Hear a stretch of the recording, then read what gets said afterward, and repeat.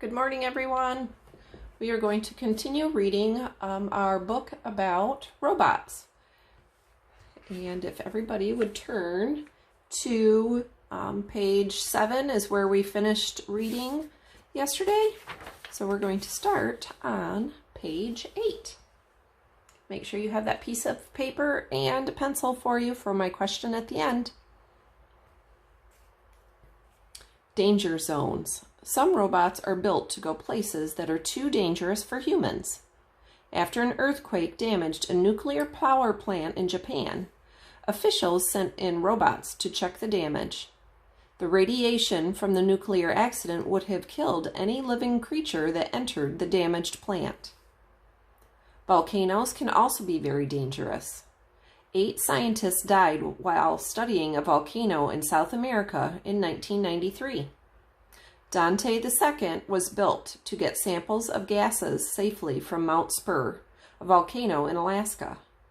The 8-legged crawler robot successfully brought back samples of the gases, though it was damaged during the mission. And up here at the top in the photograph, it says the mini Mambo robot was used to inspect the flooded buildings of a damaged nuclear power plant. Robot exploration. Remote operated vehicles, ROVs, are often used to investigate places on Earth that are hard for people to reach. ROVs use lights, cameras, and scientific instruments to search for new life forms living deep in the oceans. The remote-controlled Nomad robot explored the Atacama Desert in Chile, traveling 215 kilometers, or 134 miles, in 45 days while collecting rocks and soil samples.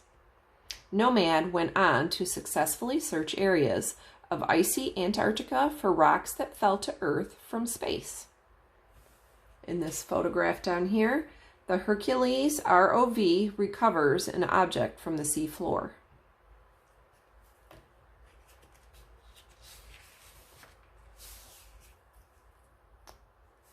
The Spirit and Opportunity robotic rovers worked many years longer than expected on the surface of Mars. The Spirit and Opportunity robots explored the surface of Mars. These identical robots were programmed to act as geologists, scientists who study rocks.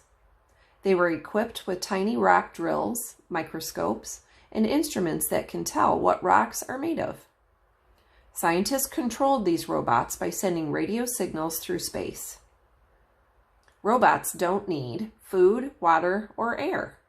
They don't age or get bored, and they don't even need a return trip home.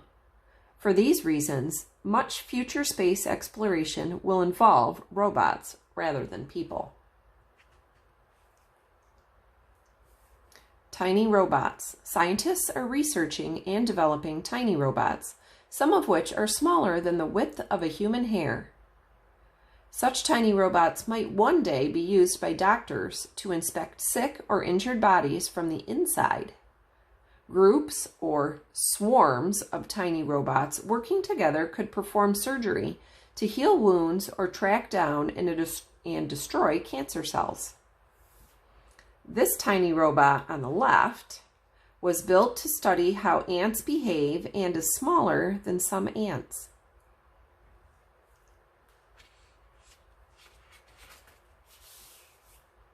Robotic people and animals. People have tried to build human-like robots for decades. Some robots have 2 arms and legs to move and work as people do. Some robots even have faces and hair to appear more like us. These robots may look like people, but so far they are not very good at acting like people. One problem is that it's hard for robots to do many different things the way people can. In fact, the more automatic a task for a human, the harder it is to program a robot to do it. Each of us learn to walk, but after that, we do it by instinct. And there's 2 words. Don't forget, we can check the glossary to find out the definitions of those. Honda has been working on the ASIMO robot since the 1980s. That's where we are going to stop for today, excuse me. Your question of the day. I want to know what made the robots that explored Mars perfect for the job that they did. So what did they have that made them perfect for that job? And we will finish up our story tomorrow.